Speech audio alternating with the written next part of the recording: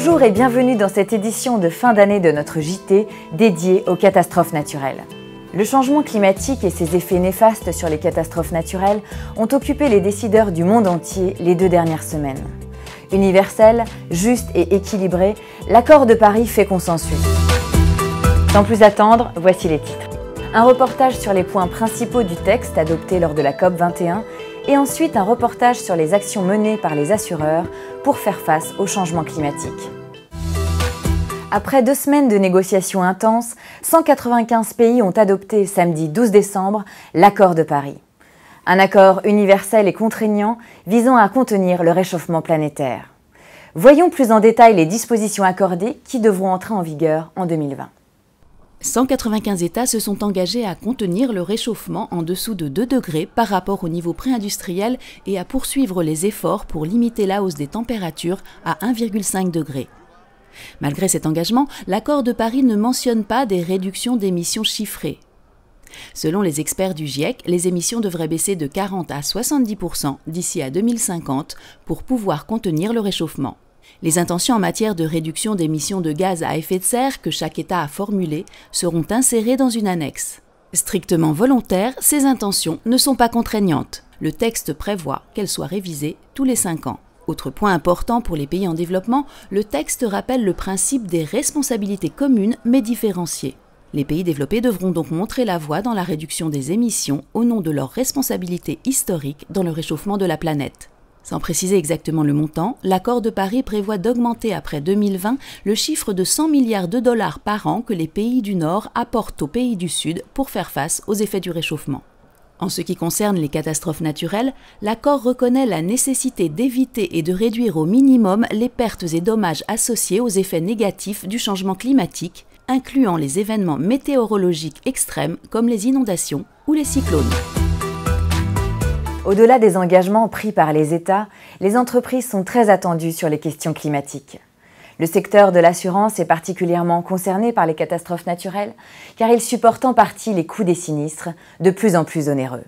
Quel sera le surcoût du changement climatique pour le secteur de l'assurance dans les années à venir? Et comment assureurs et réassureurs s'y préparent? Regardez notre reportage. Les enjeux de l'assurance des catastrophes naturelles face au climat de demain a été le sujet d'une conférence organisée par CCR qui a eu lieu dans l'enceinte de la COP21 le 9 décembre dernier. Assureurs et réassureurs ont pris la parole dans cette conférence présidée par Margaretha Wallström, représentante spéciale du secrétaire général des Nations Unies pour la réduction des risques de catastrophes. If we are going to mitigate, prevent and reduce risk, that cannot be done without business and private sector. It's not the public sector that is going to do that, or even communities. Who are the investors that take the risks?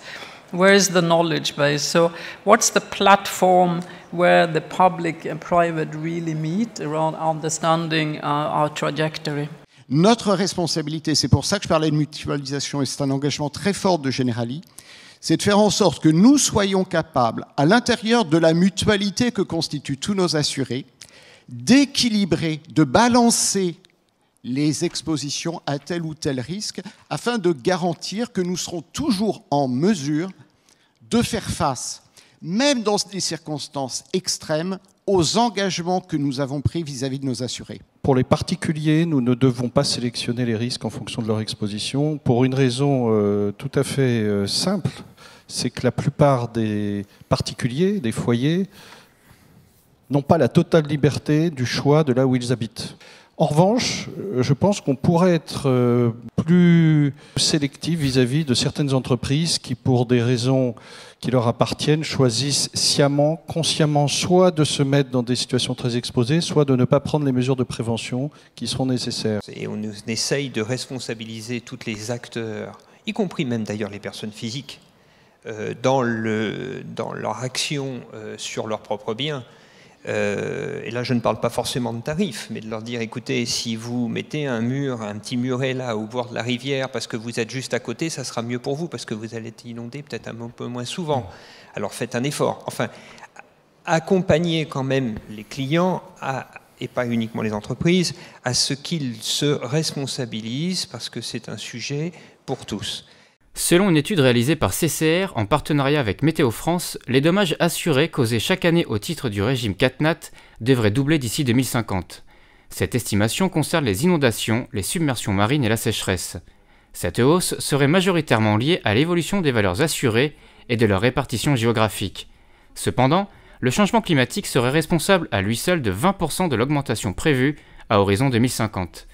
En France métropolitaine, inondations, submersions marines et sécheresse vont donc augmenter en fréquence et intensité, avec de fortes disparités régionales pour les sécheresses.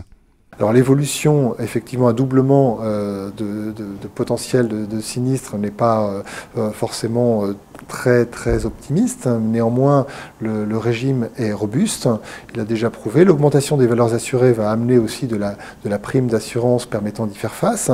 Mais je pense que en termes de prévention, en termes d'aménagement du territoire et de gestion de crise, nous avons des moyens de faire en sorte que cette augmentation à la fois de fréquence et d'intensité des événements climatiques futurs puisse être prise en compte de manière beaucoup plus robuste et permettre une résilience des territoires beaucoup plus importante que celle qui existe à l'heure actuelle. Pour anticiper le coût des catastrophes à venir, l'Association française de l'assurance a également publié une étude sur le changement climatique et l'assurance à l'horizon 2040. Principale conclusion, au cours des 25 prochaines années, les dommages matériels causés par le climat auront un surcoût de 44 milliards d'euros par rapport aux dommages cumulés pendant les 25 dernières années. Les aléas naturels pourraient coûter 92 milliards d'euros d'ici 25 ans, soit une augmentation de 90%. Cette étude est une projection, ça n'est pas une prévision, mais ça n'est pas non plus un scénario.